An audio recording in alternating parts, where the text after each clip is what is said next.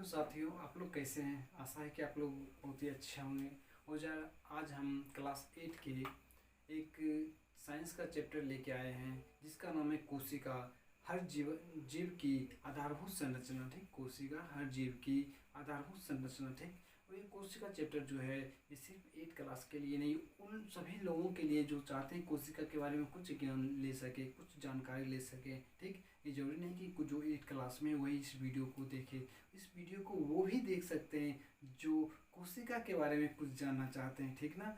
तो अगर आप उत्सुक हैं कोशिका के बारे में कुछ जानना तो इस वीडियो को जरूर देखिए। और 8 स्टैंडर्ड में क्या कोशिका के बारे में बताया जाता है वो भी आपको सीखने को मिलेगा। भाई 8 क्लास तक में कोशिका के बारे में कितना जानकारी दिया जाता है। ठीक ना। तो इस वीडियो को पूरा देखिएगा और इस वीडियो को पूरा देखिएगा। ठीक, और उसका जो भी बताया गया जानकारी को जरूर सीखिएगा, समझिएगा और अपने आगे वालों को शेयर कीजिएगा, बताइएगा कोशिकाएं क्या होती है। ठीक, तो उसके बारे में चलिए अब चलते हैं चैप्टर के अनुसार। चैप्टर पर चलते हैं, इसमें क्या बताया गया है इसके बारे में पूर्ण रूप से अध्ययन करेंगे। ठीक है, तो साइलेंट बन के देखते रहिए। ठीक है ना। लेकिन एक बात और आपको बता देते हैं, यहाँ पर जो भी बताया जा रहा है अभी सिर्फ आराम से साइलेंट होकर के सुन लीजिए। ठीक ना। यदि आप इसका PDF चाहते हैं, भाई हमको ये क्वेश्चन जो सर बता रहे हैं हम उसका फाइल मिल जाए तो बहुत अच्छा होगा। तो ये भी सुविधा हमारे लिए दिया गया है। ठीक ना। तो आप हमारे मतलब कि टेलीग्राम चैनल है, उस चैनल पर जा कर के आप इसका PDF फाइल ले सकते हैं, वहाँ पर डाल दिया जाएगा। ठीक ना। संरचना, इस चैप्टर में कोशिका के बारे में अध्ययन करेंगे। कोशिका जो है मानव की आधारभूत एवं संरचनात्मक इकाई है। जिस तरह से हम बोल सकते हैं एक बड़ा सा दीवार है और दीवार को बनाने में एक छोटा सा अंश जो है ईंट का योगदान है। छोटे छोटे से ईंटों को जोड़ करके एक बहुत विशाल रूप से विशाल दीवार का निर्माण किया जाता है। उसी तरह से हम समझेंगे एक छोटे छोटे कोशिकाओं से मिल करके शरीर का निर्माण होता है। इस शरीर को हम नंगी आंखों से देख सकते हैं, लेकिन इस जो छोटा सा कोशिका होता है उस कोशिका को हम अपनी आंखों से नहीं देख सकते हैं। ठीक है, तो आखिर क्यों नहीं देख पाते, आखिर कितना छोटा होता है, इसका साइज कितना छोटा होता है कि हम नहीं देख पाते हैं, इसके बारे में अध्ययन करेंगे। ठीक, तो हम इतना समझ लेते हैं उसे देखने के लिए एक सूक्ष्मदर्शी का यूज किया जाता है। ठीक, लेकिन उस जब सूक्ष्मदर्शी नहीं था तब किसी देखा जाता था कोशिका को, किसी ने तो देखा ही होगा। आखिरकार किसी ने देखे तभी तो इसके बारे में इतना विशाल वर्णन कर दिए। ठीक, तो आप देखेंगे वो कौन ऐसा व्यक्ति थे जिन्होंने पहली बार कोशिका को देखे थे, आखिरकार वो कर क्या रहे थे जो कोशिका को देखिए। तो उनका नाम था रॉबर्ट हुक। चलिए देख लेते हैं। कोशिका को पहली बार देखने वाला व्यक्ति था रॉबर्ट। अब आपको एक बात और बता देते हैं, ये रॉबर्ट हुक आपको अगर नाम याद करना है, आपको याद नहीं होता है तो इतना हमेशा ध्यान रखिएगा कि अगर छोटा से छोटा सामान होता है ना तो उसको एक पिन देखते होंगे रेडियो वाला दुकान में, मतलब कि जो भी टीवी ठीक करने वाला या फिर डिजिटल सामान को ठीक करने वाला जो होता है, तो वहाँ पर देखते हैं छोटे छोटे स्क्रू को पकड़ने के लिए एक हुक रखता है। ठीक ना। तो उस हुक से उस छोटे छोटे सामान को उठाया जाता है। उसी तरह से देखेंगे कोशिका बहुत छोटा होता है, उस छोटा को देखने के लिए देखा किसने, हुक ने, इसलिए हुक से उठाने वाली चीज़ होता है छोटा सा, इसलिए इसको रखेंगे हुक। और रॉबर्ट हुक ने देख लिया। ठीक, चलिए तो अब इसको छोड़ते हैं। तो हम कैसे देख ले, तो वो जो है विभिन्न प्रकार के लेंसों को जोड़ करके और छोटे छोटे कणों को देख रहे थे और उसके बारे में वर्णन कर रहे थे। तो उनके मन में एक क्वार्क का पेड़ था, उस क्वार्क का छाल था, उस छाल को देखने का प्रयास किए। ठीक ना। तो उन्होंने 2 लेंस को लिए और उसको देख रहे थे, देखे तो बहुत ही अजीब सा लगा। उसके अंदर का जो कोशिकाएं था उस कोशिका को देख करके वो बहुत ही चकित रह गई। कोशिका इस तरह से था। ठीक, ऐसा चौखुट था। ठीक, इसमें भी इस तरह से एक डब्बा बना हुआ था। ठीक, ऐसा था। ठीक, और इसी तरह से विभिन्न प्रकार की कोशिकाएं जो आपस में जुड़ा हुआ था। ठीक, ये फिर इसमें भी ऐसा कंडीशन होता था। ठीक, फिर से दूसरा मिल जाता था। ठीक, इस तरह से फिर ठीक इस तरह से दूसरा तीसरा मिल जाता था। और उन्होंने इस तरह से बॉक्स के चौखुट जैसा बॉक्स देखकर उन्होंने चकित रह गए कि भाई ये इतना छोटा दिखने में कुछ तो दिखता नहीं है, सिर्फ प्लेन दिख रहा है। अब इसके अंदर देखने से इतना बड़ा, इसके बीच में ये लाइनिंग आ गया। ठीक ना, इसमें ये 2 परतें बन गया हुआ है। ठीक है, ये इतना बड़ा बड़ा लाइनिंग आ गया है और एक बॉक्स के रूप में ये तैयार नजर आ रहा है। इस बॉक्स के रूप में सही बॉक्स है, ये भी बॉक्स के रूप में है, ये भी बॉक्स के रूप में, और ये भी एक बॉक्स के रूप में ही है। तब उन्होंने इसको नाम दे दिए। उस टाइम जब देखे उसके बाद इन्होंने उसका नाम दे दिए सेल। क्या नाम दे दिए? सेल। इसका नाम रख दिया उन्होंने CELL, सेल। तो अब उसके आगे चलेंगे। ठीक, लेकिन एक बात और बता दें जी, जब रॉबर्ट हुक ने कोशिका को देखे थे, इस क्वार्क के छाल को, तब वो एक मृत कोशिका था। ठीक, कैसा कोशिका था? तो एक मृत कोशिका, जीवित कोशिका को उन्होंने नहीं देखा। और एक और साइंटिस्ट आ जाता है, Leeuwenhoek. Leeuwenhoek, Leeuwenhoek, ठीक, ल्यूविन हॉक नामक एक साइंटिस्ट आते हैं। ये जो है जीवित कोशिका को देखे थे। तो आपसे एक क्वेश्चन यहाँ से बनता है, तो मृत कोशिका, सबसे पहले कोशिका को किसने देखा? सबसे पहले कोशिका को इन्होंने देखा। उसके बाद लेकिन जब देखा गया तो कैसा कोशिका था? तो एक तरह की मृत कोशिका था। कैसा था? प्रकृति का एक मृत कोशिका था। फिर जीवित कोशिका को किन्होंने देखा? तो जीवित कोशिका को देखा ल्यूविन हॉक ने। और जीवित, ठीक, जो जिंदा कोशिका था उसको ल्यूविन हॉक ने देखे और मृत कोशिका को रॉबर्ट हुक ने देखे। ठीक, तो यहाँ तक आपको समझ में आ गया होगा। चलिए अब इसके आगे चलते हैं। अब यहाँ पर कोशिका के वर्णन के बारे में बताएंगे। कोशिका को दो भागों में बांटा गया है। अब किस आधार पर बांटा गया है इसके बारे में देख लेते हैं। ठीक, तो हम पहले देखेंगे कोशिका को जो है उसकी संख्या के अनुसार दो भागों में बांटा गया। ठीक, उसकी एक ऐसा कोशिका जीव होता है जिसमें सिर्फ एक ही कोशिका होता है, और एक ऐसा जीव होता है जिसमें बहुत सारी कोशिकाएं होता है। तो आप अपने मन में सोच सकते हैं कि एक कोशिका वाले को एक कोशिका भी कहा जा सकता है, और जिसमें से बहुत सारा मतलब बहु कोशिकीय कहा जाता सकता है। तो चलिए देखते हैं हम इसको।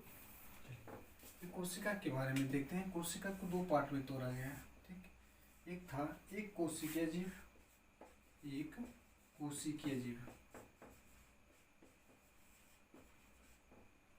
एक कोशिकीय जीव, ठीक, और एक था बहुकोशिकीय जीव, बहुकोशिकीय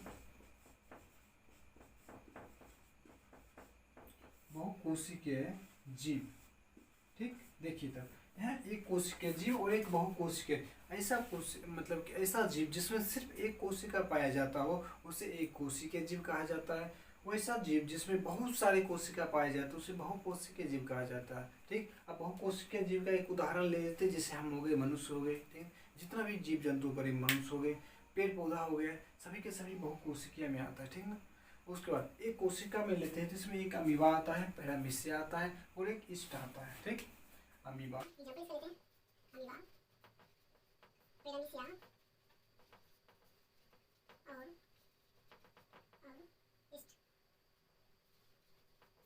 इस ईस्ट को रखा गया। और उसके बाद जितना भी अंडा जो होता है ना, जो बोलते हैं ना, मुर्गी का अंडा हो, शुतुरमुर्ग का अंडा हो, सभी एक कोशिकीय जीव ही होता है। वो उसे भी एक कोशिका के अंतर्गत ही रखा है क्योंकि उसमें एक ही कोशिका होता है। ठीक, और जितने भी जीव होता है, मनुष्य हो गए, पेड़ पौधा हो गए, बड़े हाथी, बड़े विशाल से विशाल हाथी हो गए, सभी के सभी इसमें बहुकोशिकीय में आता है। ठीक है ना। इसका एग्जाम्पल लिख देते हैं, पेड़, मनुष्य, जानवर आदि।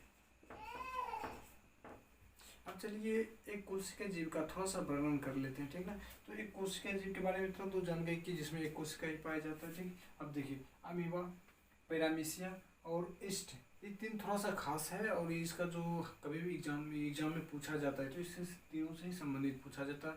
और एक और पूछा जाता है अंडा से संबंधित, शुतुरमुर्ग का अंडा जो है सबसे बड़ी कोशिका हो जाती है। ठीक है, तो किसी भी अंडा में एक क्वेश्चन रहता है, किसी भी अंडा में कितनी जीव मतलब कोशिकाएं पाई जाती है, तो सिर्फ एक कोशिकीय है, और जब जितना भी अंडा है सभी को एक कोशिकीय जीव में रखा जाता है। ठीक, तो हम देखते हैं कि अमीबा के बारे में। अमीबा जो है पैरामीशिया से भोजन प्राप्त करता है, ये पैरामीशिया इसे निगल लेता है, खा लेता है। ठीक, उसके बाद देखते हैं ईस्ट का प्रयोग करते हैं। ईस्ट जो है हम मनुष्य जो है ना बेकरियों में यूज़ करते हैं, जितना भी बेकरी है, बिस्किट का दुकान होता है। उसके बाद जहाँ पर जैसे साउथ एरिया में चले जाएंगे, वहाँ पर पिज्ज़ा बर्गर, या फिर देखेंगे इसको इडली डोसा बनाया जाता है ना, तो उसमें जो अधिकतर जो है ना ईस्ट का उपयोग किया जाता है। ठीक, तो आपसे सवाल रहेगा कि भाई ईस्ट का उपयोग कहाँ किया जाता है? तो ईस्ट का उपयोग जो है बेकरियों में, जहाँ मतलब बेकरी मतलब समझते हैं ना, जहाँ बिस्किट का दुकान हो। ठीक है, बिस्किट की दुकानों में, या फिर जलेबी बनाते हैं, जलेबी के जो बेसन जो मिलाते हैं पानी में, मिलाने के बाद उसका ऊपर जो हल्का सा अंश बचा हुआ रहता है उसको निकाल करके फिर से उसको क्या कीजिए, पानी में घोल कर उसको नीचे बिठा दीजिए, और उसके ईस्ट जो है ना पानी पर ऊपर तैरता हुआ नजर आएगा। ठीक, चलिए उसके बाद हम एक बहुकोशिकीय जीव के बारे में पढ़ लेंगे। ठीक, लेकिन उससे पहले कुछ क्वेश्चंस बनता है, ये बनता है जीवों की मूलभूत संरचनात्मक एवं क्रियात्मक इकाई जो है किसे कहा जाता है। तो इस मूलभूत संरचनात्मक इकाई जो है कोशिका है, कोशिका को ही कहा जाता है, ठीक। तो उसके बाद कोशिका का खोज किसने किया था सर्वप्रथम, तो रॉबर्ट हुक ने कोशिका का खोज किया था, जो एक मृत कोशिका था। फिर जीवित कोशिका को किन्होंने देखा था, लीवेनहाउक जो साइंटिस्ट थे उन्होंने जीवित कोशिका को देखे थे, ठीक। उसके बाद क्वेश्चन बनता है कि भाई कोशिका को किस आधार पर बांटा गया है, ठीक ना। तो कोशिका को कोशिका की संख्याओं के आधार पर बांटा गया, जो अभी हम दो वर्णन करके बताए, ये दो आधार पर बांटा गया, किसके संख्या के अनुसार। एक कोशिका जीव और एक बहुकोशिकीय जीव होता है, ठीक। संख्या के अनुसार बांट दिए तो एक जीव के अनुसार बांटा जाता है, एक पादप में आता है और एक मतलब कि जीव जंतु में आता है, ठीक ना। तो हम लोग का जो कोशिका होता है जीव जंतु वाला कोशिका होता है, और पेड़ पौधा में जो पाया जाता है कोशिका है उसे पादप कोशिका कहा जाता है, ठीक है। तो हम दोनों का ड्राइंग बनाएंगे और दोनों में जो है भिन्नता प्रदान करेंगे, और कोशिकाओं में क्या क्या पाया जाता है उसके बारे में थोड़ा सा देख लेंगे, ठीक है।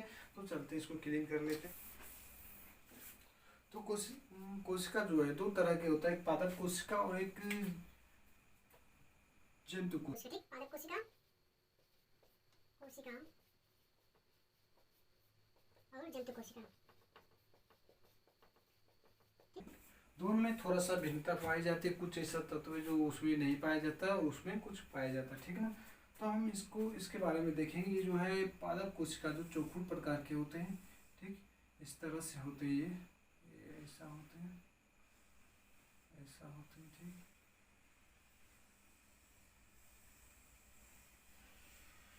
ठीक, इस तरह से होते हैं, फिर इस तरह से इसमें इस तरह से होते हैं,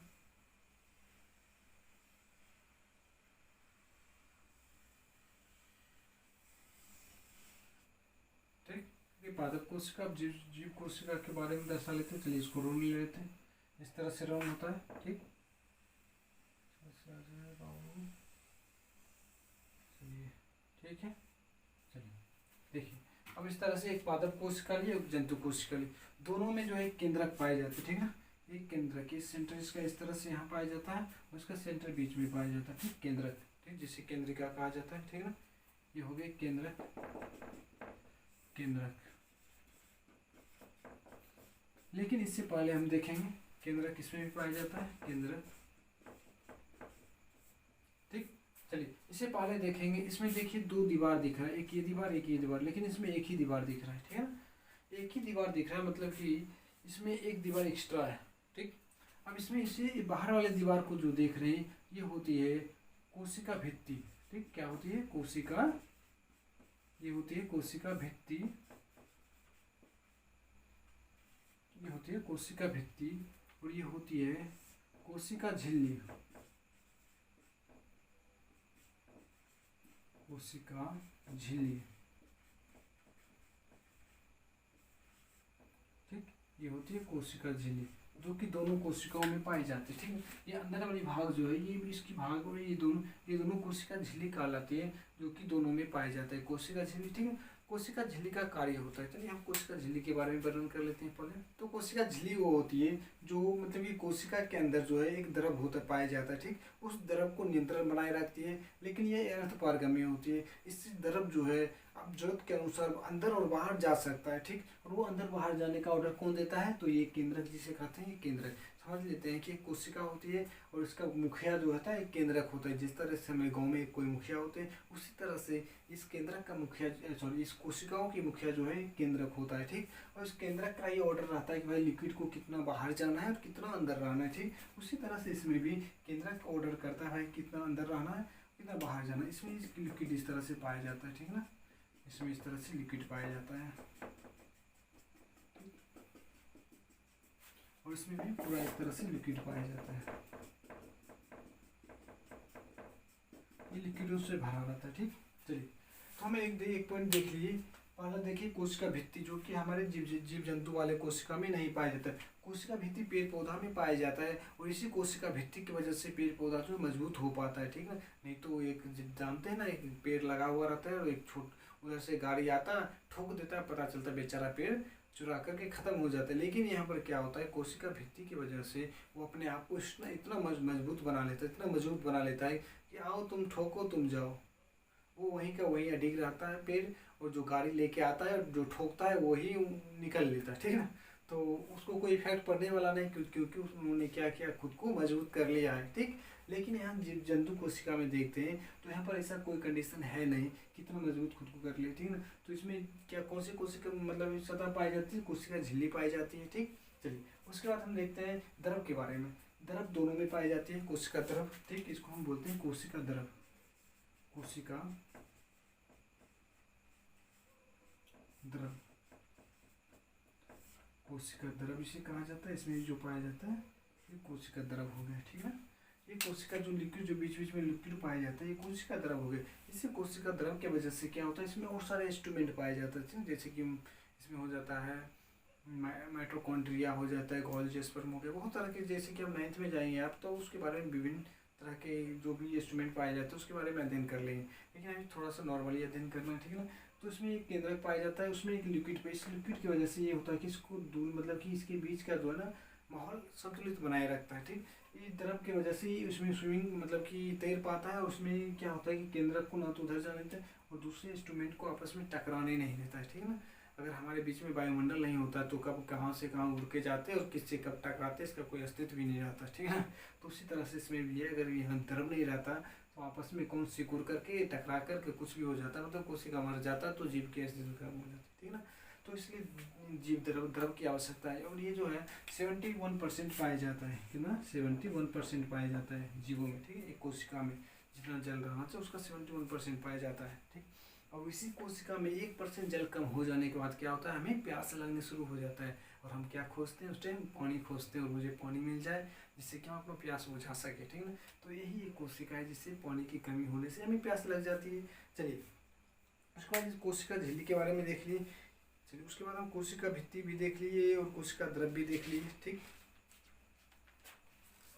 फिर हम केंद्रक के बारे में देख लेते हैं, जो कि केंद्रक दोनों में पाया जाता है। इसका मुखिया होता है केंद्रक, जो ऑर्डर देता है वही काम होता है। अगर केंद्रक कहेगा लिक्विड को आप इधर से लिख के मतलब कि निकलना है, तो उनको बहुत मात्रा में हो गया, थोड़ा सा लीकेज करके बाहर निकलो, तो उनको ये जो द्रव है तो बाहर निकलेगा। अगर ये ऑर्डर देगा नहीं निकलना है तो नहीं निकलना है, बस काम खत्म हो, ठीक है ना। इस तरह से समझेंगे इसको, मुखिया सरपंच जो भी समझ लेते हैं वो हो जाता है। जैसे कि दोनों में ऐसा ही कंडीशन होता है, ठीक। तो जैसे कि हमने देखे कि केंद्रक के दोनों में पाया जाता है, ठीक। उसमें एक छोटा सा रिक्तिका पाया जाता है, ठीक है। इसमें छोटी रिक्तिका जो इस तरह खाली जगह होता है ना, इसे रिक्तिका कहा जाता है। जैसे कि इसमें बहुत विशाल रूपी रिक्तिका देखा खाली स्थान, ठीक है ना, इसे रिक्तिका कहा जाता है, ठीक। रिक्तिका कहा जाता है, इसे भी रिक्तिका कहा जाता है, ये भी रिक्तिका कहा लगेगा, ठीक है ना। उसके बाद इसमें एक हरित लवक पाया जाता है, ठीक। हरित लवक, हरित लवक जिसके सहायता से ये हरा दिखता है, ठीक है ना। ये हरा दिखने का पेड़ पौधा जो हरा किस लिए दिखता है, तो उस हरित लवक के कारण, ठीक है ना। हरित लवक अगर उसमें नहीं रहता तो पेड़ पौधा भी हरा नहीं दिखता हम लोग के जैसे, ठीक है ना। तो पेड़ पौधा हरा दिख रहा है, इसका मतलब उसमें हरित लवक पाया जाता है, ठीक है ना। और हम लोग के जीवों में हरित लवक नहीं पाया जाता है, ठीक। केंद्रिका हो गया, केंद्रक हो गया, कोशिका भित्ति हो गया, कोशिका झिल्ली हो गया, कोशिका द्रव हो गया। चलिए आपके स्टैंडर्ड तक कितना ही पढ़ना, लेकिन एक और पॉइंट बचा हुआ, ठीक। उस पॉइंट को देख लेंगे। अब कुछ ऐसा कोशिका जिसमें केंद्रक ही नहीं पाया जाता है, ठीक ना, और कुछ ऐसा कोशिका जिसमें पाया जाता है। अभी हम जो देखें इसमें केंद्रक है, आखिर जिसमें केंद्रक नहीं पाया जाएगा उसे क्या कहा जाएगा। चलिए उसके बारे में हम एक पॉइंट में देख लेते हैं। जिस कोशिकाओं में केंद्रक नहीं पाया जाता है उसे प्रोकैरियोटिक कोशिकाएं कहा जाता है। कौन सी कोशिकाएं कहा जाता है, प्रोकैरियोटिक, प्रोकैरियोटिक, प्रोकैरियोटिक, प्रोकैरियोटिक कोशिका कहा जाता है, ठीक ना। और उसके बाद जिसमें मतलब केंद्रक पाया जाता है उसे यूकैरियोटिक, ये जो हो गया, ये दोनों जो हो गए यूकैरियोटिक कोशिका हो गया। इसमें नहीं पाया जाता, क्या नहीं पाया जाता है, अरे नहीं पाया जाता है, क्या नहीं पाया जाता है, तो केंद्रक, उसको यूकैरियोटिक, यूकैरियोटिक, यूकैरियोटिक इसमें केंद्रक पाया जाता है, केंद्रक पाया जाता है, केंद्रक पाया जाता है। चलिए जिसमें केंद्रक नहीं पाया जाता है वो हो जाता है प्रोकैरियोटिक कोशिका हो जाता है। और जिसमें केंद्रक नहीं पाया जाता, सॉरी जिसमें केंद्रक पाया जाता है यूकैरियोटिक कोशिका, मतलब कि हम लोग जो है हम लोग के कोशिकाओं में केंद्रक पाया जाता है, इसलिए हम जो है हम लोग जो होंगे यूकैरियोटिक कोशिका वाले जीव हो जाएंगे, ठीक है। जिसमें कोशिका मतलब कि केंद्रक नहीं पाया जाता वो यूकैरियोटिक कोशिकाएं हो जाएंगी, ठीक ना। जैसे में शैवाल हो जाएगा, कवक हो गए, इस सब में जो केंद्रक नहीं पाया जाता, इसलिए बोलते हैं कि भाई हमको यहाँ खुजली हो गया, वो मनमरुक हो जाता है, बदमाशी करते हैं, ठीक है। कहीं उसके पास माइंड ही नहीं है तो क्या करेगा। अभी देखिए इस कोशिका के पास माइंड है, इसका होल्डर है, इसको होल्डिंग करते रहेगा ये, ठीक है। और उसके पास कोई होल्डर ही नहीं, कोई कंट्रोल करने वाला, जहाँ मन जो मन सो कर देगा, ठीक है।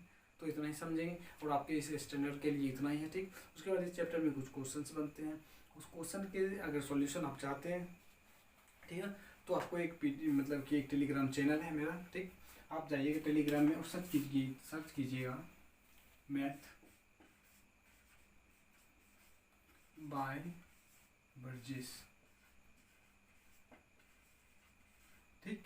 बस इसी नाम से चैनल है, जिस नाम से अभी यूट्यूब पर देख रहे हैं, और यही है ये टेलीग्राम का चैनल भी है। उस चैनल पर आप जाने के बाद आपको जो है इस जो भी अभी पढ़ाएं मतलब कि कोशिका के बारे में जो भी है इसका सॉल्यूशन, उसके बाद आपकी 8th क्लास के जो भी चैप्टर में जो भी क्वेश्चन दिया हुआ है उस क्वेश्चन का सभी सॉल्यूशन जो है और उसका एक PDF फाइल बना करके उस चैनल पर डाल दिया जाएगा, ठीक है। और इसका सॉल्यूशन और चैप्टर क्वेश्चन का सॉल्यूशन सभी का सभी आपको उस जगह पर मिल जाएगा। तो आप चाहते हैं उसको लेना चाहते हैं, PDF फाइल लेना चाहते हैं, तो टेलीग्राम के इस चैनल पर जाइए और वहाँ से आप डाउनलोड कर सकते हैं, ठीक है ना। तो आज के लिए इतना ही, फिर मिलेंगे नेक्स्ट वीडियो में दूसरे चैप्टर के साथ। तब तक के लिए बाय बाय, जय हिंद।